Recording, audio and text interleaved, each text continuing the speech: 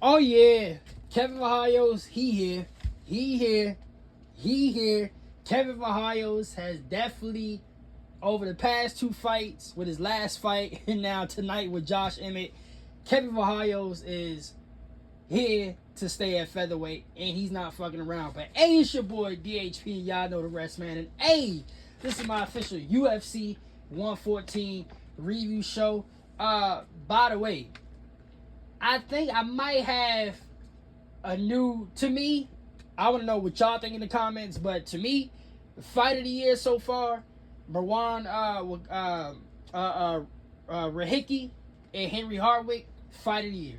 We're going to get to that fight later in this review, but yeah, Kevin Vallejos, I mean, I said it in the preview, thank God, because some of the fights that I did predict, whether it was this card and the last card, especially that Sean Strickland shit.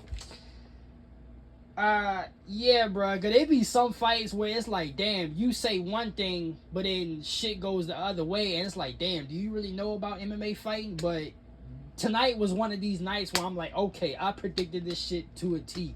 But Kevin Vallejos, this motherfucker, he ain't here to fuck around. Like I said in the title of my preview, Josh Emmett time is up. Kevin Vallejos time is now. And by the way, just a small little rant. And I may talk about this more on the Monday weekend recap videos, but tonight's card is just another example for me of why we need to go ahead and get rid of the fucking Apex, bro.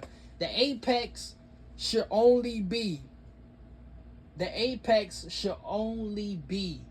for the Dana White Contender Series. Fights, like majority of the fights we had on this fight night card today was pretty good. Other than maybe, so Amanda Lemos and Julie Robinson, we'll get to that later in this review as well. Hold on, Sylvester. That fight wasn't really a bar burner, but it was a good, decent fight. It was a good, decent fight for women's standards. But this whole fight night card was just another example of, if you had like a good crowd, you ain't even got to go to a big city. If you just went to, like, let's just say, like, okay, so like a place that's nearby where I'm at, you can go to Fairfax, Virginia. Like the last time I think the UFC went to Fairfax, Virginia, it was one of Manny Mendez card. Those that don't know who Manny Mendez is, it's Chad Mendez. That was Manny Mendez was the nickname coined by Conor McGregor because he's so small. And during that time, during Conor's, prime, I wouldn't say prime, but like featherweight run, Conor was like the tallest featherweight, and Conor was just going through these motherfuckers. So he was giving everybody like nicknames like Dustin Poirier, P-Head, Manny Mendez was Chad Mendez. But Manny Mendez, he had a fight night card at Fairfax, Virginia. You ain't got to go to the big cities like the pay-per-view does, or even, you go, you don't even have to go like to Chicago. Like I say this all the time, back in the day, the fight nights used to have title fights. And one of the title fights I keep referencing is DJ and John Dodson. That title fight was in Chicago. That fight night card was in Chicago. Dom Cruz and TJ Dillashaw, I forgot where that took place, but it don't even have to be in a big city scale. It could be something that's like a small, or you go to like the Simpsons, South Carolina, or whatever.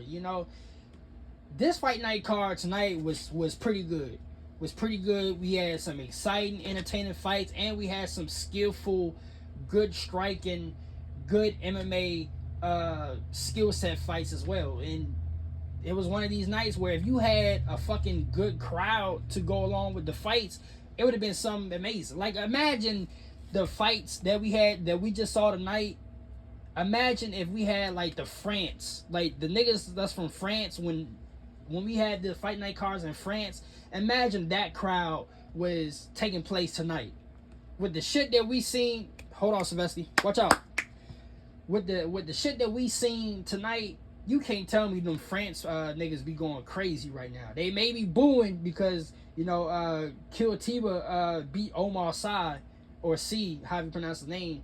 But dog, it's come on, man. We gotta get rid of the fucking Apex, bro. Cause it don't. I'm gonna save it more for Monday's weekend recap. But Kevin Vallejos, bro, and with this fight, you know they mentioned it early in the broadcast, but I wasn't hip to Josh Emmett training with T.J. Dillashaw, and you could definitely tell right away from this fight the way Josh was moving, because he really don't move like that. The way he was moving, the way he was resetting, I'm like, okay, you could definitely see the T.J. Dillashaw influence with this one. But as I predicted, bro, Josh Emmett was just outmatched, bro. The nigga was just outmatched from the jump. Like Kevin, he took center, charged the octagon. He was leg kicking well. And it seemed like everything that he threw was like it wasn't even like real heat, but you can tell it affected Josh, which is why he kept, you know, backing away and resetting. And then he caught Josh with a nice. It looked like the tip of his elbow caught Josh on the forehead, on the tip of his forehead, the temple, and it just rocked Josh Emmett, and it just put his fucking lights. Well, I ain't say it put his lights out, but it hurt him bad. And Kevin tried to finish him with some ground and pound damage. They got up. Josh Emmett tried to swing, and it's one of those like. It was one of those cartoon shit like you see on the cartoons where they get up and they try to extra swing whatever and they fucking miss. And Josh Emmett did that. And it was raps. It was raps. Kevin finished him on the cage. Herb Dean stopped the fight. This nigga Kevin Vallejos, he here, bro. Featherweight. Hey, I might gotta put y'all on the list. For those that been following my videos for a cool minute, y'all know I've been saying like middleweight, welterweight, even lightweight. It got some niggas that's not even ranked that are killers, and some of them is now progressing through the rankings where now they inside the top 15. Well, Kevin Vallejos after this fight, he was 14th going in. By the way, I still gotta do my I guess I'll do that at the end of the month, whatever, depending on what's going on. Like I may do it after the London card, but I gotta do the rankings video. Kevin Vallejos is more than likely going to be potentially 10th rank or 9th rank. Or he may just, the way it is now, he probably just going to overtake Josh Emmett's ranking. But I need to see if he can be that number 10th spot. But yeah, Kevin Vallejos, he ain't playing around, bro. Like this nigga, I've said it in the preview show, and now I'm saying it in the review show. This nigga is not here to fuck around, bro. Like I'm very interested, and also like the last card that we had, like the Mexico card with Brandon Moreno and Lone Kavanaugh. We're gonna get to it later with Charles Johnson, but that card was a flyweight showcase. This card we seen tonight, you can honestly say this was a featherweight showcase card. We had other weight classes, obviously, with, you know, Curitiba, Omar C, Charles Johnson, Bruno Silva, to open up the card. But low key, this was a featherweight showcase card. It was going to get to the other fights. But Kevin Vallejos, man, I ain't gonna hold you. He's not gonna be Ilya Taporia, but it reminds you a little bit of how Ilya Taporia came up. A little bit of Conor and Ilya Taporia. He's like, he don't fight nothing like them. It's just his progression and the way he just going through these niggas at a young age. Like, I am very interested. Smesty, get out of there. Y'all might see my cat in the camera, but just the way he's going through these niggas at a young age is very Conor, Ilya Taporia-esque, and a little bit of Volk too, because Volk, well, I mean, I guess you could say all the contenders that became champs in this division, because they all did it. Volk did it. Volk went through Murderous Row. Max Holloway did it too. Featherweight definitely got a future. Featherweight definitely got a future with Kevin Vallejos at the and featherweight is one of those weight classes where it's stacked, but it's also stagnant because you got a lot of shit going on with like Masa Evlov. We haven't heard no news yet, and they did a lot of promotions tonight with the London card with Leroy Murphy and Masa Evlov. So I'm assuming the rumors of Masa Evlov not being able to fight due to visa issues. I'm assuming they got that shit under control. I definitely want to see what Gene Silva got going on, because Gene Silva teased some news. So I want to know what's going on with it. But for right now, Masa Evlov is good to go. But Masa haven't been fighting a long time. Then you got Leroy Murphy. He trying to get a title shot, but you know, he was trying to skip ahead a lot of people. Diego Lopez been getting title shots after title shot. Even though I like Diego Lopez, he been getting title shots after title shots. Yeah, you still got Yair still in the top 5. And there's a lot of niggas. We got Aaron Pico, my man Pitbull, Patricio. You know, so featherweight is like what I say about lightweight. It's a good balance of the current generation, the new generation, and the OGs of the sport that's still relevant.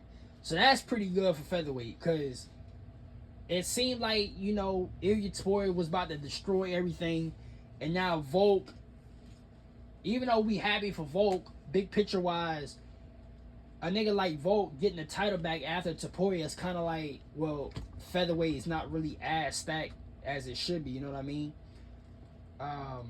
Because as you see with welterweight, it's the passing of the torch, and the new guard is already here with welterweight. Featherweight, we still got some of the old guard niggas still in the game, being competitive. Not only competitive, but they is champ, and also Yair inside the top 5. So, but Kevin Vallejos is definitely. Let me tell you, do not be surprised.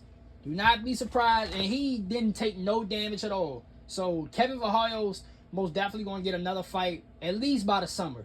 If not by the summer, definitely by the fall time, like October, like September, October-ish.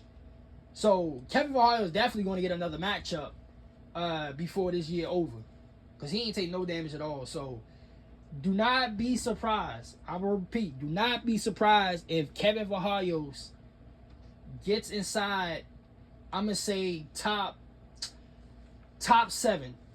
If he gets inside top 7 on the rankings, we might see Kevin Vallejos in deep title conversations, especially the way the matchup, like whoever wins and loses. Because I can see him low-key, just a little prelude to Monday's Weekend Recap. I can definitely see Kevin fighting either the winner of... I could definitely see him... Who could I see him fight?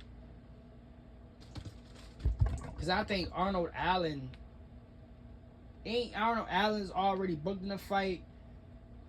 I gotta go check the fight matches, but from what I know, I could definitely see him potentially fighting the winner of Yusuf Zalal and Aljo. I could definitely see that shit happening. But we'll get to it on the Monday's Weekend Recap, because I definitely want to look at the rankings to matchmake more precisely. But do not be surprised if everything lines up. Do not be surprised if he gets in the deep title talks by early next year, 2027. But Kevin Vallejos, he the man of the hour, bruh. I'm telling you, like the preview title said, Josh Emmett time is up. Vallejos time is now. Co-main event, Amanda Lemos and Julia Robinson. Sylvester, what are you doing? I was low-key disappointed with this fight. Low-key, not because of who won, but Amanda Lemos' fight IQ. Like, all Julia Robinson did was really... And credit to her, because she adjusted in going into that second round. But all she really did was just pressure wrestle. She just pressure wrestled Amanda Lemos. Lemos, she was pumping that jab. If she would have just stuffed those takedowns, see, this is what I wanted Amanda to do. All I wanted Amanda to do was stick in the center of the octagon, right? Just stick charge in the center of the octagon and force Julia Robinson. And it's easier said than done. But I wish she would have just tried to force her to stand up, because Amanda Lemos was sticking behind that jab. She was doing it behind the jab, the leg kicks, and the straight. And Julia Robinson couldn't do nothing with it. The only day that Julia Robinson had success was as soon as she got Amanda to the ground. I mean, Amanda, she threatened a couple of submissions, but Julia Robinson, for the most part, had a lot of good control game, and she was more stronger on the ground as top game than Amanda did in the bottom game. You know how certain niggas, like, especially when they're on the bottom, their jiu-jitsu, their BJJ is so damn good, is that you kind of don't even want to stay on the ground with these niggas because they gonna catch your ass in a submission before you even know it. And Amanda, she did threaten a couple good submissions, but Julian was just too strong as the top game. But I wish, especially in that third round, like, you knew Jillian after that second round, you knew Jillian, excuse me, I keep saying Jillian, you knew Jillian, all that she wanted to do was get the fight to the ground. So why are you backing up against the cage, right? And I understand you trying to, you know, have some distance. You trying to create some distance so you can box at a range, right? But she, and credit to, you know, Jillian, she couldn't do nothing with the jab, but she actually adjusted just by going straight through it. If Amanda Silvestri, what are you doing? Hey, hold on for a minute, y'all. So, Jillian, she knew that. Hold on, y'all. Jillian knew that Amanda wasn't really throwing heat like that, so that jab was more like just pumping out the jab just to create distance. So if you know they ain't really putting any power into the punches, you just walk on through it and just do what you got to do. And that's exactly what she did. She pretty much bullied Amanda Lemos in this fight. That second round and that third round. And Amanda, she did stuff a little bit, but she was just too tired. She was too tired to defend off those last couple of takedowns in that fight. By the way, y'all know the drill. Instagram, 20 minutes. YouTube, y'all getting the full review. But I mean, skillfully, it's crazy. It's crazy because Jillian is now going to be inside the top 5, but I don't really see in Jillian being a huge title threat. So it's like, it is what it is with this match. Like Amanda, certain stylistic matchups, I feel like she can slide on by. Not that she's not championship material either, but there's certain matchups in that division where she can slide on by, right? Jillian Robertson is like, I'm really not buying into her being like a huge title threat. Because I mean, and it's crazy, and I mentioned this during the fight too, because she's 30 years old, but I'm like, damn, I've been seeing her fight for a long time, and she was built up to be not a championship level fighter, but like at least being in the conversation of like, all she need, like, she can win 2 here and lose 1, but all she need to do is, like, when she's on her winning streak, just win that last fight to make it like 3 or 4 wins to get herself in title conversation. She was just a good journeywoman, at least to me. So, but this time around, she's actually in position to, now that she beat Amanda Lemos, she's actually in position to get a potential title eliminator fight and put herself in deep title conversations. You know what I mean? But to me, she's not really a huge title threat. Third fight, Touchy Feely and Jose Delgado. Touchy Feely won with a split decision. Honestly, which I'm low-key glad. Well, I wouldn't say low-key glad, but tell you the truth, the fight, the way I view the fight, it wouldn't have been that close if Touchy Feely implemented more grappling in this fight. Because they was going back and forth with the striking. But the moment Touchy Feely got the fight to the ground, it was no match. It was no match. That was the only way. And I felt like that last right there, so they must have, the way they scored it, They must have gave. Well, actually, it you know what? It do make sense. It do make sense. It do make sense because Jose was doing some work like majority of that third round, and then touchy feely. Well, actually, Jose Delgado. Did I say touchy feely one split decision? No. I don't know if I said it or not. Jose Delgado won split decision. Excuse me, Jose Delgado. If I said touchy feely one, disregard that. Jose Delgado won split decision. But now I think about it, yeah, it did make sense because Jose was winning majority of that third round, and then touchy feely. That's what I felt like. Touchy feely, he needed to implement more grappling to win the fight. Because striking wise, they was going tit for tat, but Jose was just a tad bit quicker in some of the exchanges, and he had some power to go with it. The first round, that was touchy feely because he dropped Jose Delgado. Second round was Jose Delgado, and especially when he had that bursts of like, it kind of remind me of Vitor Belfort. Like when Vitor Belfort stunned you with a couple of his shots, he go on barrages of like just throwing combinations left and right, and that shit reminded me of Vitor Belfort. And that third round, Jose was putting in work, but touchy feely had that takedown, which goes back to my original statement earlier. Touchy feely, he needed more grappling in this fight to win this fight. He needed more grappling. Here we go. The fight that I wanted to get to. Maran Rahicki and Henry Hardwick. Credit to Henry, bro, because his jaw was fucked up. But fight of the year, bro.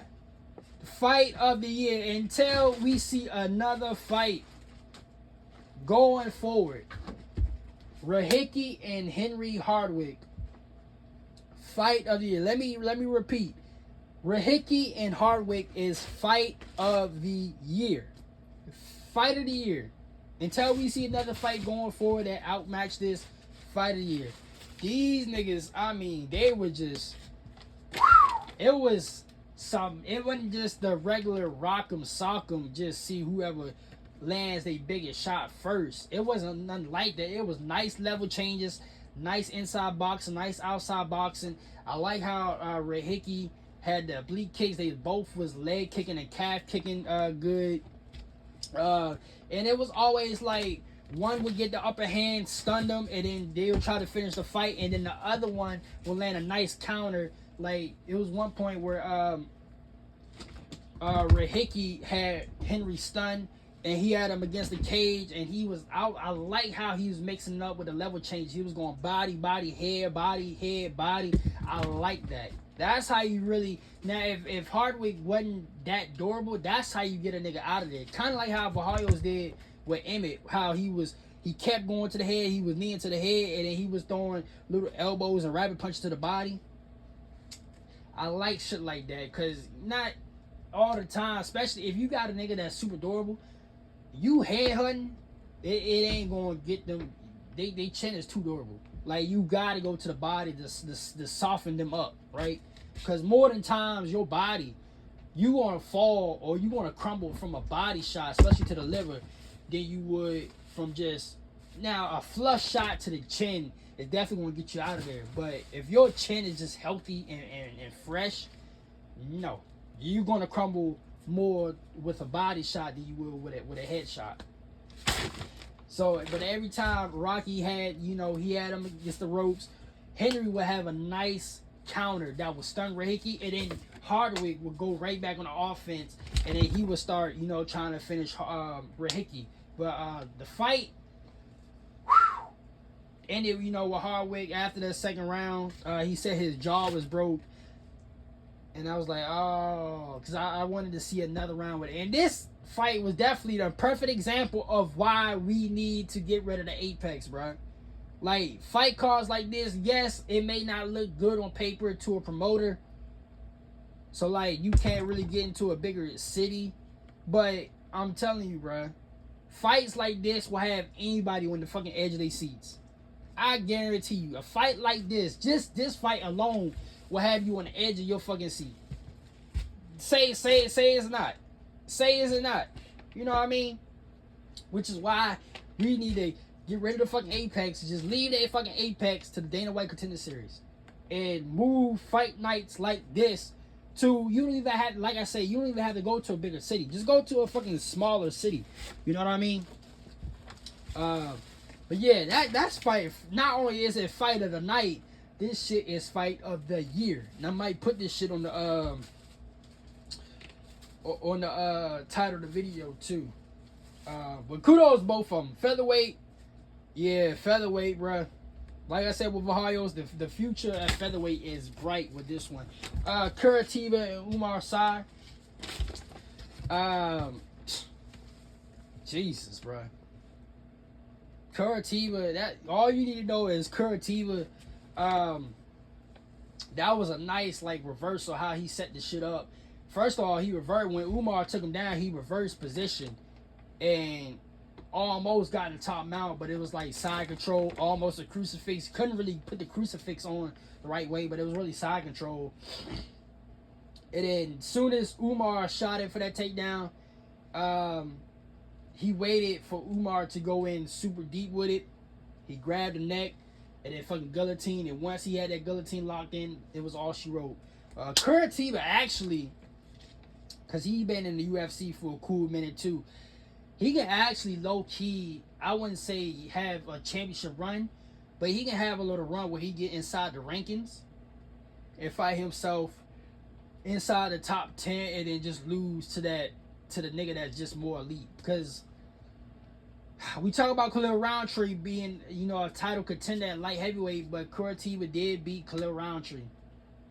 But, I mean, if you want to go deep into the surface with that, he beat Khalil Roundtree when Khalil Roundtree was starting out. Like, Khalil Roundtree now would beat Curitiba now.